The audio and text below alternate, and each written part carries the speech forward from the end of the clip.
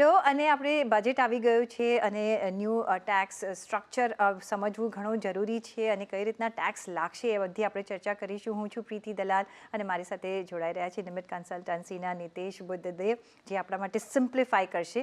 તો એક quick question Niteshbhai આપણે લઈ લઈએ. ઘણા બધા જે કન્ફ્યુઝનવાળા ક્વેશ્ચન્સ છે એ હું તમને લઈ રહી છું, જે અમારા પાસે દર્શકોના બી આવી રહ્યા છે. કે સપોઝ 12 લાખની ઇન્કમ છે અને એમાં STCG કે લોંગ ટર્મ કેપિટલ ગેઇન્સ કે શોર્ટ ટર્મ કેપિટલ ગેઇન્સ છે, તો કઈ રીતના ટ્રીટ થશે? પરફેક્ટ. શું થઈ રહ્યું છે, કાફી લોકોને કન્ફ્યુઝન એટલે થઈ રહ્યું છે કે આપણે અનાઉન્સ એમ થયું બજેટમાં કે 12 લાખ સુધી હવે કોઈ ટેક્સ નથી. પણ આમાં તમારી જો કોઈ ઇન્કમ હોય જે સ્પેશિયલ રેટથી ચાર્જ થતી હોય, એમાં સ્પેશિયલ રેટમાં શું આવ્યું, જેમ તમે કીધું એમ પ્રીતિજી, લોંગ ટર્મ અને short term capital gain from equity or mutual fund. તમારી ક્રિપ્ટો રિલેટેડ કોઈ ઇન્કમ છે, તમારી સમજો કોઈ ઇન્કમ છે જેમાં તમારું લોટરી વિનિંગ છે યા ઓનલાઈન ગેમિંગ છે, આ બધા પર 30% ટેક્સ લાગે છે. ક્રિપ્ટો પર 30% લાગે છે. શોર્ટ ટર્મ અને લોંગ ટર્મ કેપિટલ ગેઇનમાં એક સ્પેશિયલ રેટ આપ્યો છે. Short term capital gain from equity 20%, long term 12.5%, right? So હવે આમાં શું થઈ રહ્યું છે, આવી ઇન્કમ જો તમારી ભલે 12 લાખ કરતાં ઓછી છે પણ આવી ઇન્કમ ઇન્ક્લુડેડ છે, તો એના પર તમને રિબેટનો બેનિફિટ નથી મળતો. એટલા માટે જો આપણે 12 લાખનું તમે એક્ઝામ્પલ જે પ્રીતિજી કીધું એને કન્ટિન્યુ કરીએ, તો 12 લાખમાં માનો કે તમારી 3 લાખ ઇન્કમ છે short term capital gain from mutual fund yeah equity, તો તમારે 12માંથી 9 લાખ તમારી માની લો બીજી કોઈ ઇન્કમ છે, બિઝનેસ, પ્રોફેશન યા સેલરી, તો એ 9 લાખ પર ટેક્સ ભરવાનો કાંઈ પણ નહીં આવે, મતલબ ઝીરો.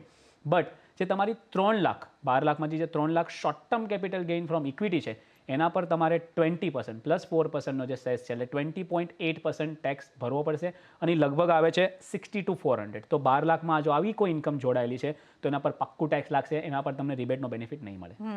ઓકે, તો આ એક ક્લેરિફાઈ આપણે કર્યું. પણ સપોઝ મારી ઇન્કમ 15 લાખ રૂપિયાની છે, તો હું કેટલો ટેક્સ બચાવી શકું છું ન્યૂ રેજિમમાં? સો જો અત્યારે જે આપણે કેલ્ક્યુલેટ કર્યું છે કે તમારી 15 લાખની ઇન્કમ છે અને જો ન્યૂ રિજીમમાં હું આ વર્ષનો ટેક્સ કેલ્ક્યુલેટ કરું પ્રીતિજી, તો લગભગ 1,45,600 આવે છે, જે હવે 1 એપ્રિલ પછી બિકોઝ સ્લેબ રેટ ચેન્જ થયા, રિબેટ, આ બધું ઇન્ક્લુડ તમે કરો તો 15 લાખ પર તમારી જે ટેક્સ આવે છે 1,09,200નો આવે છે, તો 36,400નો ટેક્સ બચે છે. પણ પ્રીતિજી જો આને 20 લાખ કરી દઈએ તો 20 લાખ પર 3,01,600 રૂપિયાનો અત્યારે ટેક્સ ભરું છું, એ થઈ જશે 2,08,000નો, તો ત્યાં 93,600નો. અને જો તમારી ઇન્કમ 24 લાખ કરતાં વધારે છે તો અત્યારે તમે ટેક્સ ભરી રહ્યા છો 4,26,400 24 લાખ પર, અને એ થઈ જશે 3,12,000 રૂપિયા, તો લગભગ 1,14,600 રૂપિયાનો ટેક્સ બચશે. સો that's a good figure. That's a good figure. That's a big figure. Now, last જે સિચ્યુએશન છે, એક ફર્ધર મોર સિચ્યુએશન લઈએ કે મારી 12 લાખ કરતાં થોડી વધારે ઇન્કમ છે, સપોઝ સે 12,10,000 છે, તો મારે કેટલો ટેક્સ ભરવો પડશે? આ બહુ ઇમ્પોર્ટન્ટ છે અને મને લાગે છે ઘણા લોકોનો આ ક્વેશ્ચન હશે. કારણ કે પ્રીતિજી, the moment you cross 12 lakh rupees, જેવું મારું 12 લાખની ઉપર ઇન્કમ ગઈ, ટેક્સેબલ ઇન્કમ, તો મને રિબેટ નહીં મળે. જે આપણે રિબેટનો બેનિફિટ મળતો તો એ નહીં મળે, કારણ કે 12 લાખ સુધી જ છે. પણ અહીંયા હજી એક બેનિફિટ મળશે, એ બેનિફિટ છે માર્જિનલ રિલીફ. અને આનો મતલબ એમ થાય છે કે જો હું 12,10,000ની તમારી ટોટલ ઇન્કમ છે એના પર જો હું ટેક્સ કેલ્ક્યુલેટ કરું તો થાય છે 61,500. પણ ક્વેશ્ચન આવશે કે મારી ઇન્કમ 10,000થી વધી અને એના માટે મારે ટેક્સ ભરવો પડે 61,500, તો ગવર્મેન્ટ એમ કહે છે 12 લાખ ઉપરની જેટલી ઇન્કમ છે એ મને આપી દો as a tax. So tax આવશે તમારો 10,000, નહીં કે 61,500.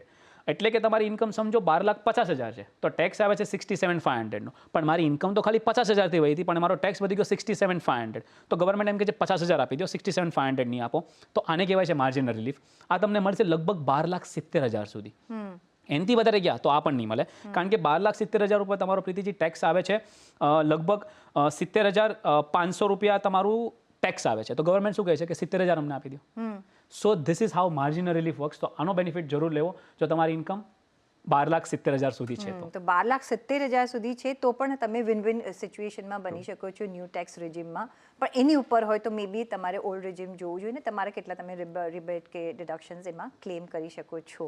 તો આ એક ન્યૂ ટેક્સ રેજિમમાં તમે ક્યાં કેટલા સુધી પૈસા બચાવી શકો છો, ટેક્સ બચાવી શકો છો, એની આપણે વાતચીત કરી. આઈ હોપ કે તમને અમે વધારે ક્લેરિફાઈ કરી શક્યા હોઈએ. તો તમારું ટેક્સ કેલ્ક્યુલેશન ફટાફટ કરજો. નેક્સ્ટ ફાઇનાન્શિયલ યરમાં આ લાગુ પડશે. તો આઈ હોપ તમને આ એક ઉપયોગી થઈ પડ્યો હોય. ઘણો આભાર તમારો નિતેશભાઈ. Thank you.